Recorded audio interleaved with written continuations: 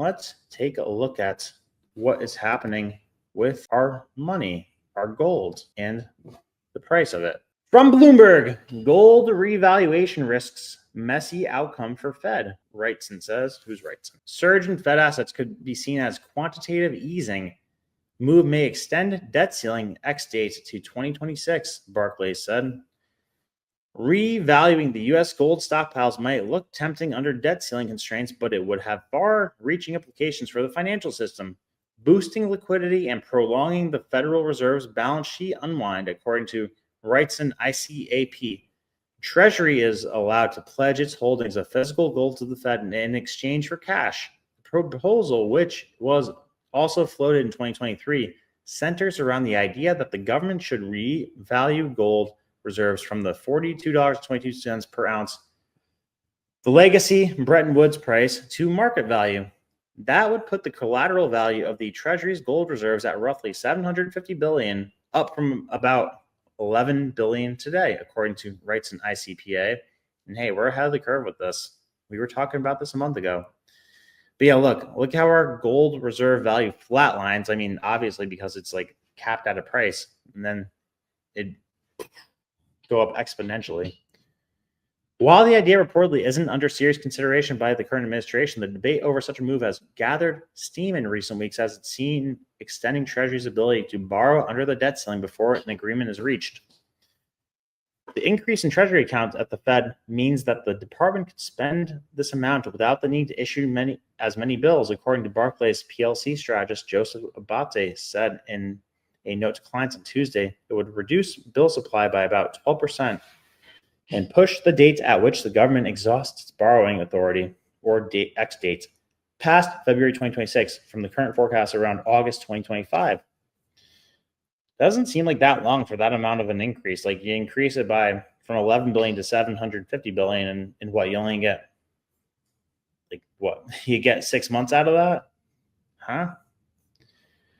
For the Fed, though, this price adjustment would cause the gold certificate account on the asset side of its balance sheet to rise and simultaneously increase the amount of cash in the Treasury General Account, or TGA, on the liability side of the ledger. On day one, Wrightson ICAP economist Lou Crandall wrote in a note to clients on Monday, quote, from a narrow balance sheet perspective, this would be the functional equivalent of a new round of quantitative easing, Crandall said. Over time, cash would flow out of the TGA and into bank reserves accounts as Treasury spent the proceeds. While any plan for the U.S. government to monetize its assets is speculative at this point, a revaluation of gold holdings would also run counter to the Fed's ongoing policy of reducing its balance sheet, a process known as quantitative tightening, which started in June 2022. So far, the central bank has unwound more than $2 trillion from its balance sheet, leaving about $6.8 trillion in the system open market account, which is well above the pre-COVID levels of around $4 trillion. And the more they unwind that, the more mortgage rates are going to go up, just so everybody knows.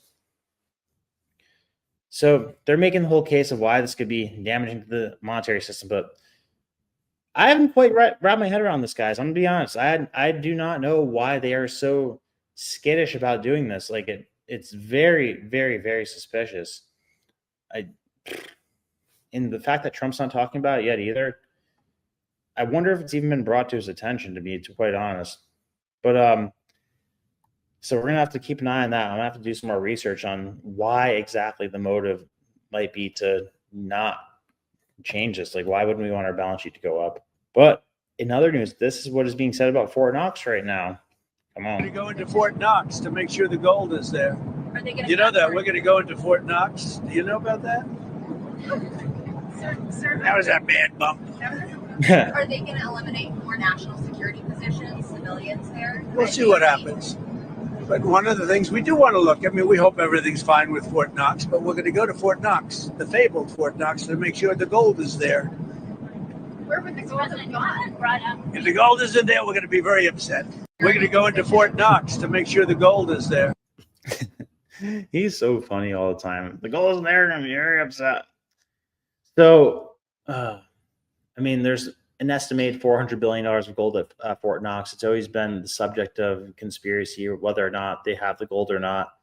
I mean, I think the bigger conspiracy is the fact that we've been pricing our gold at $42 an ounce instead of the market value, because let's say the $400 billion worth of gold wasn't at Fort Knox. All right, if we really do have $11 billion worth of gold at $42 an ounce, then we would have the same value of gold if we let it price at market value.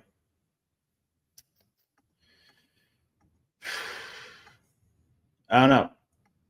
I mean, I think whenever there's smoke, there's fire. Like the fact that there's been so much speculation about whether or not it's there, and the fact that they haven't brought somebody in and been like, yeah, here it is, and shut up, we got it, don't worry about it.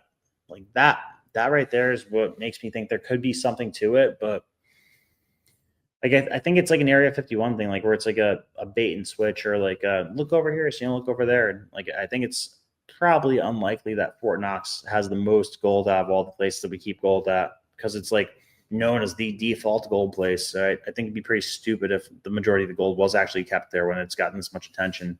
If you enjoyed the short clip, click right here to watch the full episode, and remember to subscribe to the channel. God bless.